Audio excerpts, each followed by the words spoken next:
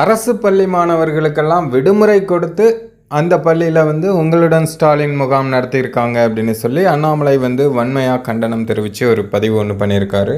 அதில் அண்ணாமலை என்ன சொல்லியிருக்காரு அப்படின்னா, திருச்சி மாவட்டம் உப்பிலியாபுரம் ஊராட்சி ஒன்றியத்திற்குட்பட்ட ஆலத்துளையான்பட்டி ஊராட்சியில் 100ஆண்டு விழா கண்ட ஒன்றிய நடுநிலைப் பள்ளிக்கு விடுமுறை அளித்து நேற்றைய தினம் திமுக அரசின் உங்களுடன் ஸ்டாலின் திட்ட முகாம் நடைபெற்றிருக்கிறது.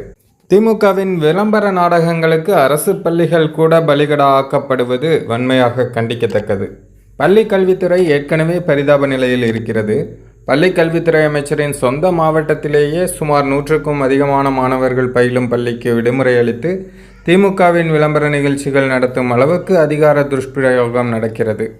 இது போன்ற நிகழ்ச்சிகளை நடத்த ஊரை அடித்து உலையில் போட்டிருக்கும் திமுகவினருக்கு சொந்தமாக திருச்சியில் வேறு இடங்களே இல்லையா?